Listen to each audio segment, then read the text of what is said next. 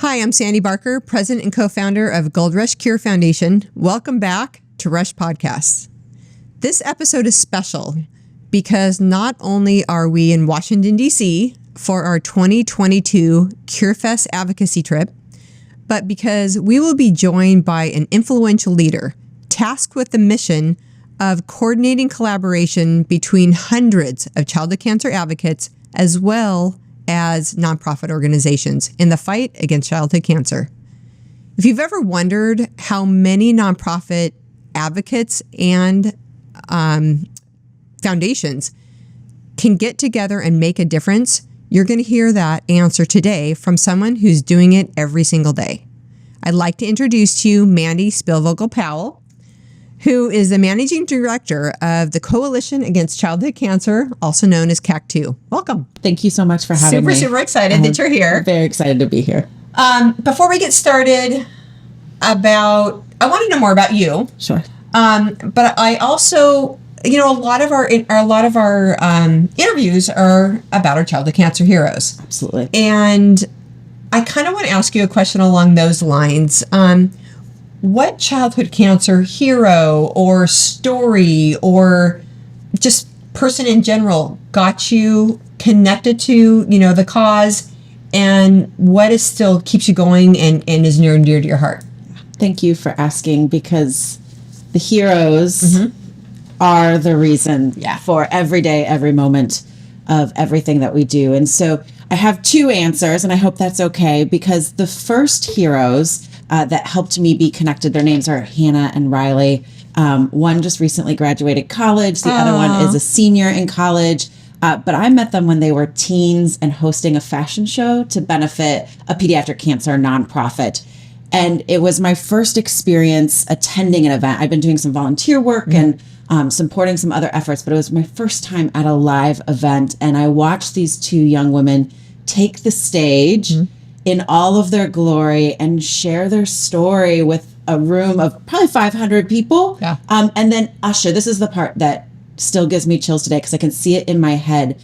They ushered all of these other childhood cancer heroes, siblings, friends, champions down this runway with just all the glitz and glam that they deserve. And I remember just thinking, I could never be that poised and that confident and that vulnerable in this kind of space. And so to know Hannah and Riley and now know their journey more personally, and to be connected with them in such a wonderful way really is what got me connected and into the childhood cancer world and to the nonprofit work. The hero who keeps me and sustains me daily is Jillian. Jillian was 11, had just turned 11 when she was diagnosed with osteosarcoma. I met her shortly thereafter. She had already gone through an amputation, and we really got to bond when we were working with another nonprofit who does prosthetics, but through 3D printing. And so we were going through this series of getting the prosthetic fitted and trying it out. And it was a new, innovative technology for him. So we had to spend hours together. I mean, literally her leg in a mold, figuring it all out. I mean, it was amazing. And, those are really powerful personal moments. And so Jillian and her mom, and then myself and my family, we really bonded and stayed connected.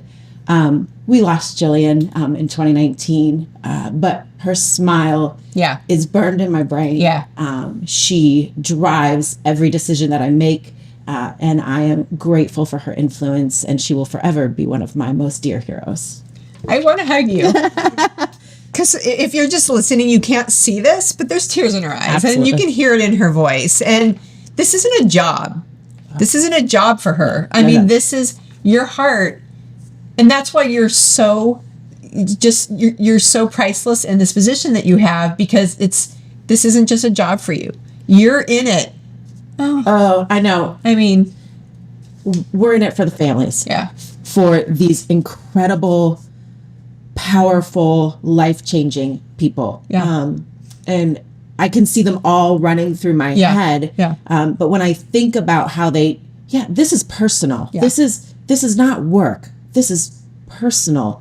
And I just want to wrap them in my arms every day. And so it's not a job. Yeah. We get up every day motivated and inspired because of these incredible people, and we have work to do. We have work to do on their behalf. And I am truly honored that I get to play a role and that I get to contribute and continue the work on a daily basis. And that's who all these kids keep that ignited in you. You know, they are who, what you just said, you know, on those days that are tough. Yeah. And there are a lot of tough days when we do lose children. And even when we don't, just when we hear of a relapse, you know, things like that. They're who keep you going. We got work to do. We got work to do. We got work to do. Yeah. That's incredible. So it's super exciting because Gold Rush has really been part of CAC2 since the inception. But I want to hear about you, you know, as far as your background, that kind of thing. Sure. Happy to do that. So before I was in the nonprofit space, I spent my time in higher education. I have a passion for learning. I have a passion for community. And so that drove me to earn my master's degree in higher education administration.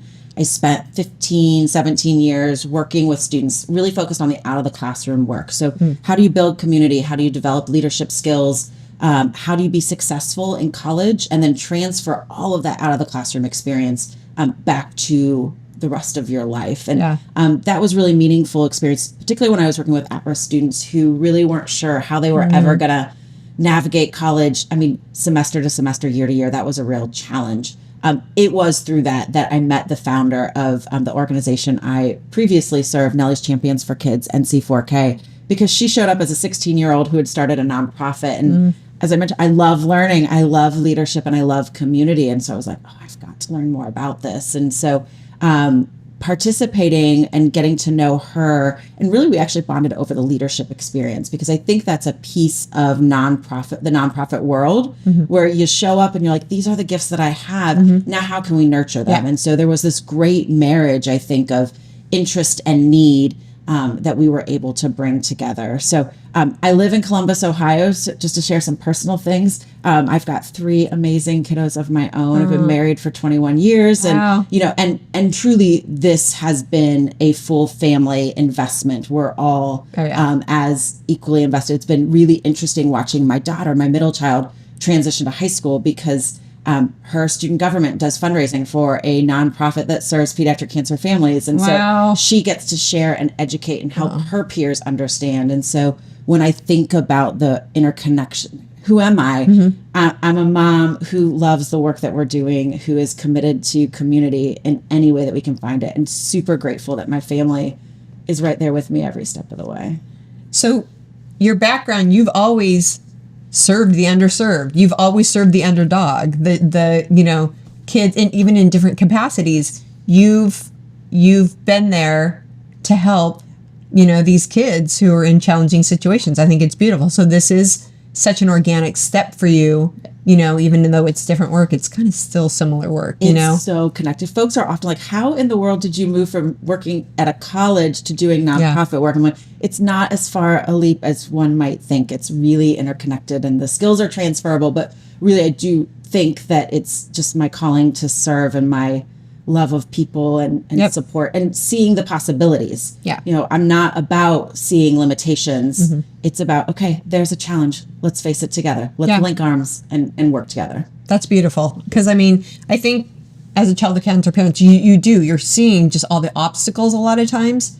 So being part of and seeing these foundations and organizations that are like, you know what, we're in it for the long haul. We know there's stuff going on, but we're ready to take it on. It's comforting, you know, for these families. I hope so. I mean, that is truly my hope. And then in addition to that, the nonprofit leaders that I'm working with, I hope that they can see those possibilities of, okay, we're in this together. Let's again link arms. Let's work on this and move what we need to happen forward. And that your kids, your comment about your kids, you know, I love it when families really do instill values like you have in their children, because especially with, you know, everything that's going on in the world today, it is beautiful when just the compassion and the beautiful heart and things like that, caring about other people, can be passed along and taught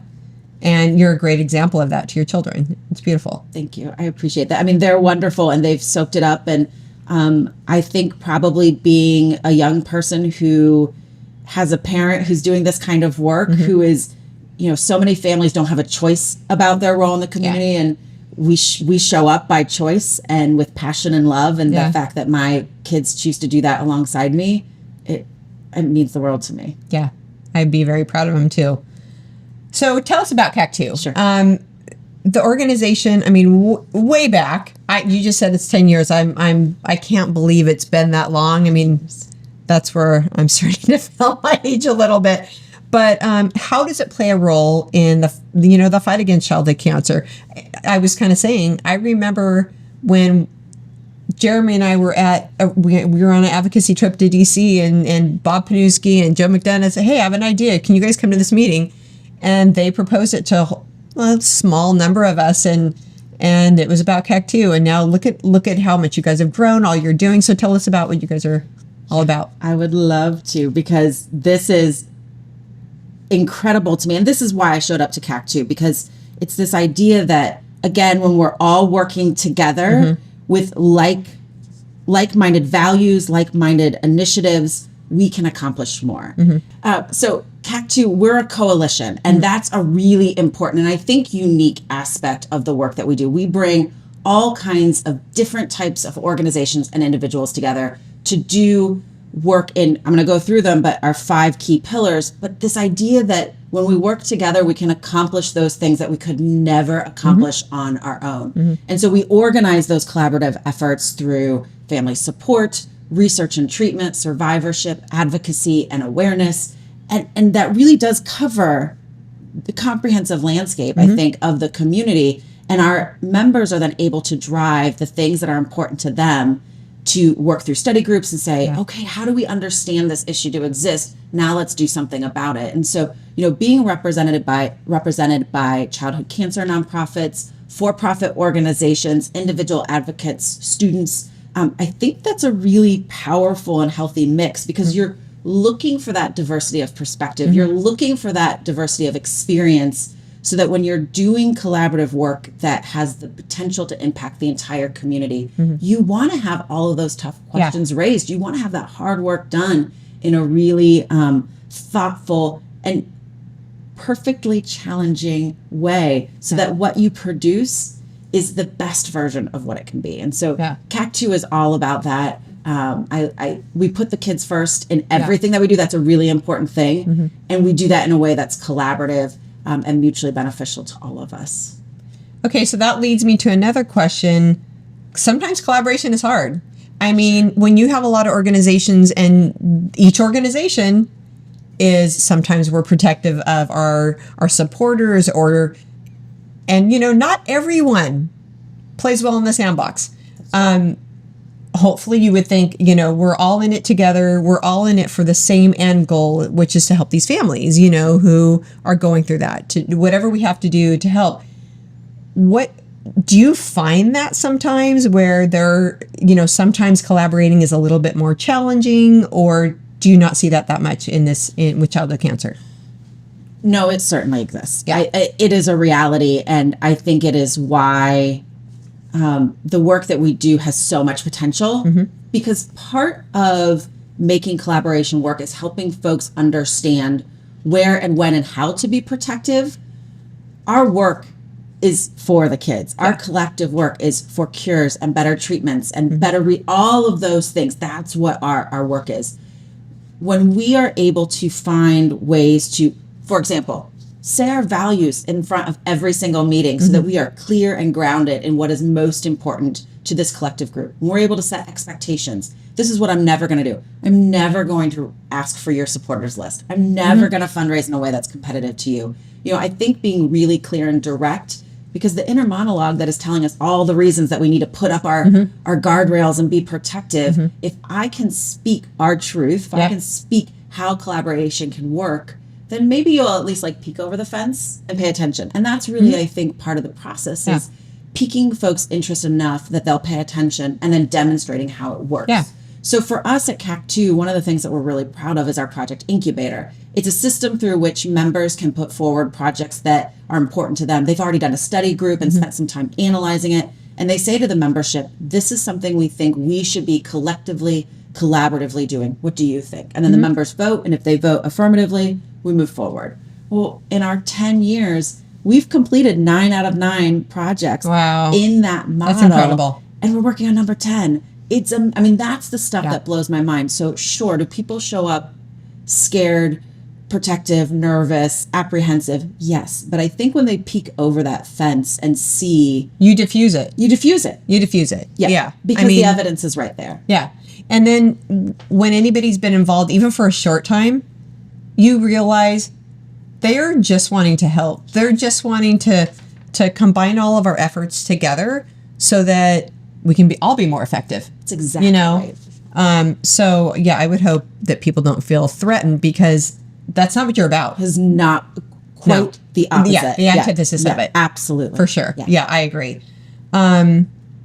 So what's changed about CAC2 as far as new development, new organizations and individuals playing a role? How have things progressed throughout the years? They've progressed in a number of ways. So in my last statement, I shared about the 5 pillars. Well, one of the things when we first started is survivorship and family support were coupled into one. And I think one of the really important transformations that we've done is understanding that survivorship actually need to be pulled out as its own pillar of attention.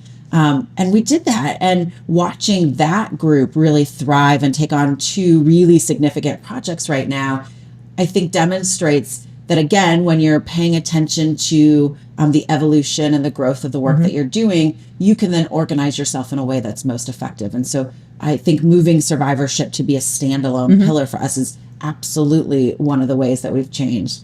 We've changed in our structure. You know, when we started, it was a group of tight-knit organizational representatives and individual advocates figuring this out, you know, working against a business model that they knew could work. It was grassroots. But it was super so grassroots. Yeah.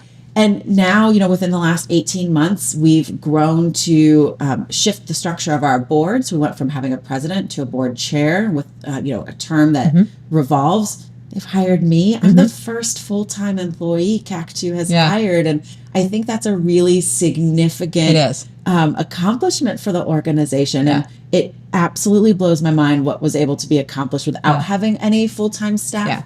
All volunteer-led. And we are certainly still all volunteer-led and directed, but I'm grateful that I get to play a role in helping shepherd and grow and support all these amazing efforts that are happening.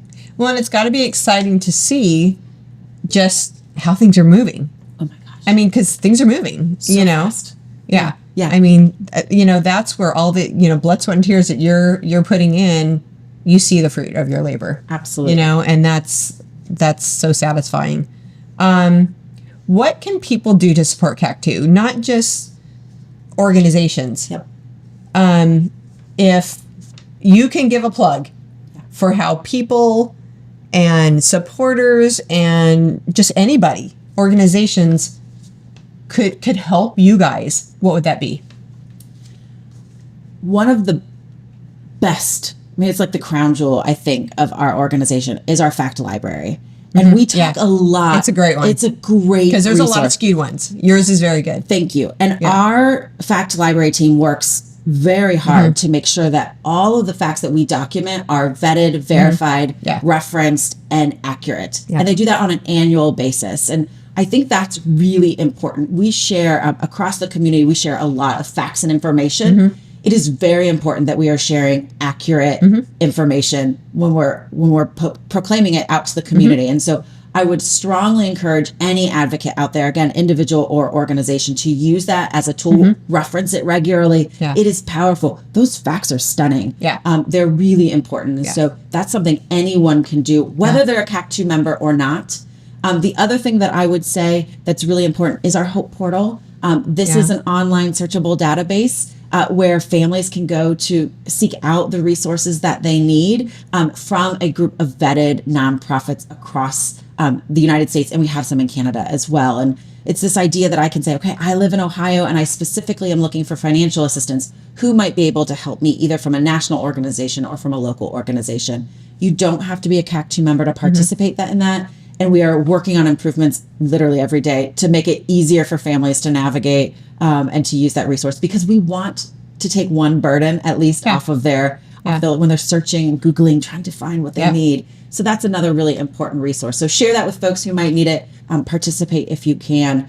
And then, of course, there's always membership. I mean, membership is important. And to be a member, there's a short join form. There are annual dues. They're on a sliding scale. So no one should be afraid of what that is. They're not a lot. They're not a lot. They're totally reasonable. Yeah. Thank you. Because we work really hard. You do. We want to be accessible. Yeah. We want to be accessible to all types of organizations. And so join. And I've heard people say, oh, I can't join. I can't volunteer anymore. No, just join. Then you can attend webinars. You can come to our annual summit every June. And sure, along the way, you will probably be moved to volunteer in some short or long-term capacity. But I don't need you showing up, giving you all of this additional work. I want you to show up and be part of the community. So don't be afraid by that idea of being an all-volunteer organization. It really is about community spirit and community energy. And you'll find ways that you want to participate when it's right for you and how it's right for you. Yeah, and that's true. I mean, sometimes you, especially if you're still in the battle with your child, for the individuals, that may not be the best time. I mean, you've got so much on your plate and, that kind of thing. But then we hear this all the time. Like when we're delivering pots of gold and that kind of thing. Oh, I want to give back. We're like, just feel the love right now. Yes. Feel the love. This is all about just receiving those hugs from, the warm fuzzies, that kind of thing. And like with CAC2, so many people are mad at cancer. They hate what it's done to their family, and they want to fight back. That's right. And so I love that there's an area where they can be kind of part of the family. Absolutely. But they don't have to start a foundation. They don't have to reinvent the wheel. You guys have, Well, and it's because of founders like you. That's the other thing. If you're new to this and you're new to this community, there is this group of folks who can mentor and teach you and Amen. help take some of that legwork out. You can jump right in and expedite your impact, because we do have a robust community of folks who've been in this fight for a long time. And the number one thing that I know about our members, and especially our founding members, is they are always willing to work with someone, to take a meeting, to a phone call, to meet when it's geographically appropriate, all of those things. And that's really important. And I think probably often misunderstood, just that wealth of knowledge, because it's hard when you're jumping in for the first time. And it is, and it's intimidating, and you really do learn a lot. I had a mentor when I first started, all those years ago. And so that's a great point, is there's such a huge hub through CAC2 and really all kinds of, okay, I want to get involved in this or this or this. I mean, that's everything. It's everything. It's everything. Yeah, absolutely. And I think, I'm glad you agree with me, because I feel like that's a really important piece of the pie for us. Because everybody's going to resonate with something else. I mean, what is important to one person somebody else may want to have a little tweak on something else. So yeah, it's kind of a one-stop shop to whatever you're in, it tugs at your heart to be involved in. That's exactly right. And it goes back to that we are not in competition. We are in coordination with one another. Collaboration. It's all that collaboration, and we want the same thing. And so we do foster that spirit in the formal projects, but absolutely in the really natural, authentic one-on-ones that exist between our members. Yeah. And it's beautiful. I mean, it's a beautiful thing to be a part of, on our end. So much is changing and growing with CAC2. Like if you look ahead at your long-term goal, like let's, 5 or 10 years down the line, what are some things that you're like, okay, this is what my vision is, as far as what you want to see happen? So something that's been a part of our DNA from the beginning is this idea of being a trusted partner with the community. And now that we're 10 years old and we've built trusted partnerships with so many of our members and so many other organizations that are the Alliance for Childhood Cancer is a great organization where we have this really strong, trusted partnership with one another. That is a key piece, I think, of our future, of how we just continue to grow our ability to be in connection, communication, and collaboration with those organizations that they should not ever necessarily be a member of CAC2, but we should always be in trusted partnership with one another because they are at the forefront of the fight. They are the decision makers. And there are a number of organizations like that are on our radar that we want to be in partnership with, that we want to be go-to resources for. The other one that I'll bring up is the Childhood Cancer International.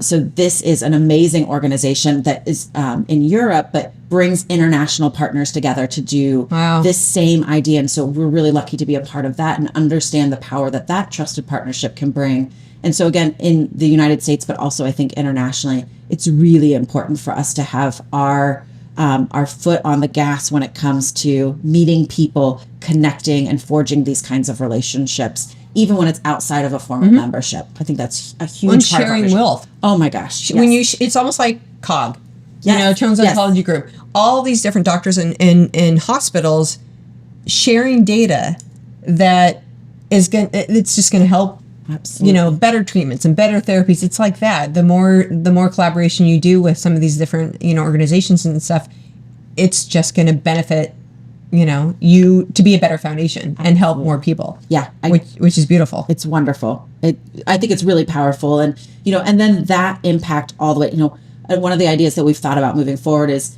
starting to have regional meetups. Our members, and probably in part because of the pandemic, we're valuing some of that in-person connection in a new and heightened way. And so one of the things that we've visioned for, probably the next 3 years is to begin to do regional meetups for our members because I love it. This idea that we can sit in a room and again, be really authentic and vulnerable with one another and build partnerships grounded in trust, grounded in our values, but accelerating and amplifying the work that we're all doing. Well, and you also feed those relationships. There's more collaboration. There's more, having each other's back, and really, it is a beautiful thing when you can meet up and really get together and roll your sleeves up and get going. With the work that needs to be done. There's a lot of work that needs to be done.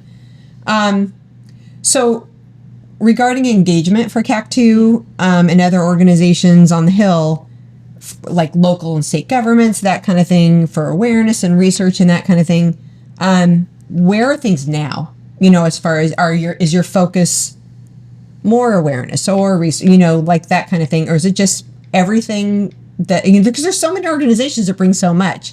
Are there any things that are at the top of the list that you kind of keep up there? So it's all of the things. And so our number one thing is we want to make sure that the right information is getting to our members and then getting to the community. And so being a conduit for information is really key. So when it comes to federal legislation, we're always going to be highlighting the information that's out there, the requests that are out there. I'm really grateful that we've reinitiated our sign-on opportunities for our members. So that's where, for example, we were just able to complete this with Gabriella Miller 2.0, where we said to our members, this is where this bill stands. Do you support it? And if you do, we will add your name along with CAC2's and then submit that forward. And when I got to send those off to the senators to say, these are the CAC2 members that support this bill, and I'm getting messages back from the offices. That's really powerful. It's impactful. They're paying attention. Much. Yeah. And so being that conduit of information and hopefully making it a little easier for some of the organizations that maybe are not as active in federal advocacy to participate, I think is a really important role that we play. On the state side, our state advocacy team is, rock star status. They're amazing. And they're doing this deep dive into data collection right now, because state cancer action plans look different state to state to state. Of course they do. So this team is really helping build the data and the infrastructure so that as states are interested in working to have pediatric cancer included in their state cancer action plans, that they've got this resource so that they can move that process forward a little bit easier. And that's really important, having that information at the state level. Having state level allies and advocates is really important. And so working to mobilize again with that unified voice and correct information and data, I think is a really key part of our work in that space. Well, and you have your hand, in so many different aspects of both of these. And so that's why it's interesting to see and exciting, Very exciting. Just everything that's just on the cusp, your job is so multi-faceted. It just really is. And I'm sure there are days that are probably, you go home and you're like, oh my gosh, I'm going to do this till I'm 100 years old. And then there's days where you're like, that was rough. That was challenging. Tell me about those. Like what feeds your soul, and what days are you like, okay, that was challenging. I'll be fine, but it was a hard day. It was a hard day. Well, there are certainly way more soul-filling days than otherwise. Sure. And, particularly in this role, it's a few things. The members, number one, when I get to do these connection calls, and especially with new members who are kind of wide-eyed and eager and maybe a little nervous, and we get to have these really personal conversations and connect, and I think they think sometimes that I'm going to try to, sell them I'm never going to, I just want to get to know you. Yeah. And then you see their energy bubble to the surface, and we're able to then make introductions based on their interests and, move them along. We've got so many content area experts. And so when I get to create those introductions and make it easier for them, that's like gold. I mean, it's wonderful. Yeah. It is exceptional. And so those are really, really great days. We've had a number of breakthroughs, I think, in how we do the work that we do. And that's really satisfying. It's like that 1,000-piece puzzle, and like one of the pieces maybe fell under the table and you had to go find it. And then you're like, oh, now when I put this epiphany. It's epiphany. And so whether that's something that we're doing, related to, for example, one of our survivorship projects, and that team is working really hard to understand how they might be able to organize their resources and make them most accessible. We've done a number of amazing technology advances within the organization. And, it's this constant back and forth. And then it's like, oh, it's working. Yeah. And so, we're on a exciting. It's exciting. It's kind of a mic drop moment. Like, it is a mic drop moment. Look at what this team created. And so getting to witness and, that perseverance, because that's hard work. Your work makes a difference. I think for anybody, when you're working and you're doing stuff that it makes a difference, and it's helping families that are going through the indescribable and that kind of thing, it's got to just make your heart so full. It sings. Absolutely. Yeah. And, the glory of this work is I'm never alone, even though it's a virtual role, because we're literally all over the world, 8 countries, 38 states. I have these people who support me and encourage me and challenge me, and all of these wonderful community-driven pieces of teamwork that surround everything that we're doing. And so I've been able to witness just some really amazing, motivated, inspirational, brilliant people accomplish great things. Yeah. It's an amazing community. It just is. So what final comments do you want to give to the people watching? Whether that be, anything from your heart, anything, as your position with CAC2, anything like that. What comments would you like people to know about, and like I said, help, that kind of thing? First and foremost, just extreme gratitude for you and your team for making today possible, for being in Washington, D.C. with people who give me the chills nonstop because of their passion and drive. I just have so much admiration and respect. And so if you're listening, pay attention to the things that are going on. Know that the work that you are doing is important. And if you are showing up because maybe somebody shared this podcast with you and you're not as familiar with the childhood cancer community, I would say, don't be afraid. I think people turn the channel too fast if they haven't yet experienced and their life hasn't yet been touched by childhood cancer. And I would say, take a deep breath, pause, and stay in the moment.